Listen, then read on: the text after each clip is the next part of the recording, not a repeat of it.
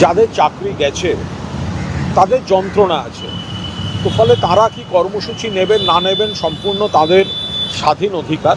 কিন্তু সেই কর্মসূচি কোনো রাজনৈতিক দলের মঞ্চ যেন না হয়ে ওঠে। মুখ্যমন্ত্রীর উপর আস্থা রাখুন, মুখ্যমন্ত্রী পাশে আছেন। গতকাল থেকে কসবার ঘটনা নিয়ে একটা মিথ্যা ন্যারেটিভ তৈরি করার উদ্দেশ্য প্রণোদিত প্রচার হচ্ছে। এক, ডিআই অফিসে শিক্ষকদের উপর হামলা হয়েছে। এখানে উত্তর, ডিআই অফিসে গেছেন কেন? এই যে চাকরির সমস্যাটা, এটা সুপ্রিম কোর্ট জনিত সমস্যা, এসএসসির ইস্যু, সিবিআই তদন্ত করছে। ফলে ডিআই অফিসে গেলেন কেন? ডিআই অফিসটা তো এখানে বিক্ষোভ বা গোলমালের জায়গা নয়। ফলে এই ডিআই অফিস অভিযানটাই রাজনৈতিকভাবে উদ্দেশ্য প্রণোদিত এবং পরিকল্পিত আক্রমণ। পয়েন্ট নাম্বার 2, কেন পুলিশ লাঠিচার্জ করলো বা পুলিশ কেন অ্যাকশন করলো? এর খুব পরিষ্কার জবাব যে বিচ্ছিন্ন ছবি দেখা যাচ্ছে শিক্ষকদের উপর পুলিশি লাঠিচার্জ, যেটা মুখ্যমন্ত্রীও চান না, কিন্তু তার আগের ছবিটা আপনারা দেখাচ্ছেন না কেন? যেভাবে হামলা করলেন শিক্ষকদের একাংশ বা তাদের সঙ্গে থাকা কেউ, ওটা কি শান্তিপূর্ণ আন্দোলন বা ডেপুটেশন বলে মনে হয়?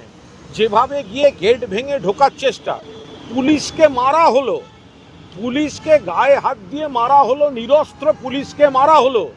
সেই মারার পর যখন তারা গেট ভেঙে ঢুকতে চাইছেন, সেই সময় পুলিশ তাদের সরিয়ে দেওয়ার চেষ্টা করেছে। সেই সময় বিচ্ছিন্ন ঘটনা দেখা গেছে। ফলে এইখানে শুধুমাত্র পুলিশ কেন মারলো, কিন্তু তার আগে গেট ভেঙে ঢোকার চেষ্টা, গুন্ডামি, পুলিশকে মারা, এইটা কেন তাহলে দেখানো হচ্ছে না?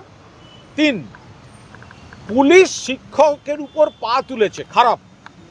যে পুলিশকে তার আগে নিরস্ত্র অবস্থায় মারা হয়েছে, তার রিয়াকশানে একটা খুব বিসদৃশ্য একটা বিচ্ছিন্ন মুহূর্ত দেখা গেছে, কিন্তু আগে পুলিশকে মারা হয়েছে।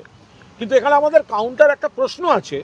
কদিন আগে যাদবপুরে যখন অধ্যাপক এবং প্রাক্তন উপাচার্য আমাদের শিক্ষা ব্যবস্থায় ওমপ্রকাশ মিশ্রকে এই রামবামের ছাত্ররা পেছন থেকে গিয়ে খুব বিসদৃশ্য, কুৎসিত, নোংরাভাবে পদাঘাত করলো পেছন থেকে, সেটার তো নিন্দা হলো না।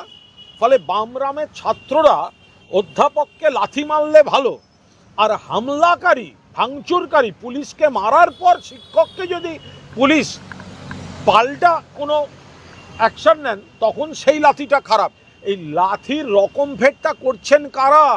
সেদিনকে তো অধ্যাপক ওমপ্রকাশ মিশ্রকে লাথি মারার পর কারুর মুখে নিন্দার কথা শোনা যায়নি।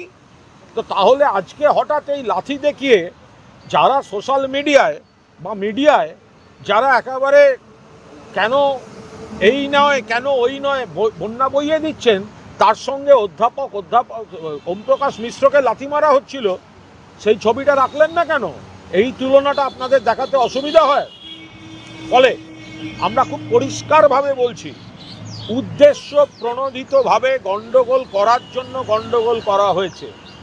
পুলিশের যে পদাঘাতের দৃশ্য, এই দৃশ্য অনভিপ্রেত, এটা মুখ্যমন্ত্রীও চান না, কিন্তু পুলিশকে মেরে, আচ্ছা আপনি বলুন তো, গতকাল যদি এই মবটা ডিআই অফিসে গেটটা ভেঙে ঢুকে যেত এবং প্রচুর কম্পিউটার বা কাগজপত্র তছনছ হতো, তখন তো এরাই বলতেন পুলিশ পালিয়ে গেল, পুলিশ রুকলো না কেন, শিক্ষক শিক্ষিকাদের নথিপত্র কি করে ক্ষতি হলো?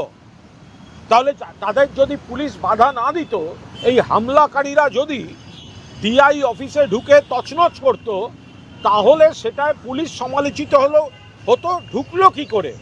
আর পুলিশ বাধা দিচ্ছে, তখন সমালোচনা, কেন পুলিশ বাধা দেবে? এটা কি করে হতে পারে? যদি এই মবটা ঢুকতো ভেতরে, গেট ভাঙার চেষ্টা হয়েছে, তালা ভাঙার চেষ্টা হয়েছে, তো ভেতরে ঢুকলে পুলিশ সমালোচিত হতো যে পুলিশ দাঁড়িয়ে দেখছিল। এরপরে যখন পুলিশ তাদের সরিয়ে দিল, তাহলে পুলিশ কেন সরাবে? পুলিশকে যখন মারা হলো, একটা নিরস্ত্র পুলিশ, ভিডিও রয়েছে, আপনারা দেখাচ্ছেন না সেই ভিডিও, পুলিশ নিরস্ত্র অবস্থায় তাকে একাধিক এই তথাকথিত হামলাকারী শিক্ষক মারলো, টানাটানি হলো, তার নিন্দা হলো না। কিন্তু পুলিশ যখন কোনোভাবে পা চালালো, দৃশ্যটি দেখতে খারাপ, কিন্তু তার নিন্দা হলো, কিন্তু পুলিশকে মারার নিন্দা হলো না। সিপিএম জমানাটা ভুলে গেলেন?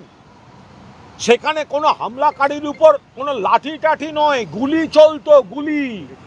সিপিএম জমানা ভুলে গেলেন কমরেড? লাঠি গুলি, শিক্ষকদের ওপর অত্যাচার, অনাচার, বেতন না হওয়া, পেনশন না হওয়া, পেনশনের জন্য ঘুরে বেড়ানো, সেই সব দিনগুলো ভুলে গেলেন? আজকে 1 তারিখে বেতন হয়, করোনায় ক্লাস নিতে না হলেও বেতন দেন মমতা বন্দ্যোপাধ্যায়, সেই দিনগুলো ভুলে গেলেন? উত্তরপ্রদেশে পুলিশ লাঠিচার্জ করে, শিক্ষকদের আন্দোলনে লাঠিচার্জ করে। সিপিএম এর জমানায় ত্রিপুরায় 10,323 জনের চাকরি চলে যায়, প্যানেল বাতিল হয়, কোনো ব্যবস্থা সিপিএম করে না, বিজেপি করে না। এখানে মমতা বন্দ্যোপাধ্যায় চেষ্টা করছেন, সেইটা এদের সহ্য হচ্ছে না। তারা চায় এই অরাজকতা থাকুক, সেই কারণে এটাকে, এই পরিস্থিতিটা মমতা বন্দ্যোপাধ্যায় যে চেষ্টা করছে, রাজ্য সরকার যে চেষ্টা করছে, তার আগে অশান্তি গণ্ডগোল তৈরি করার জন্য এই পরিকল্পিত হামলাগুলো হয়েছে।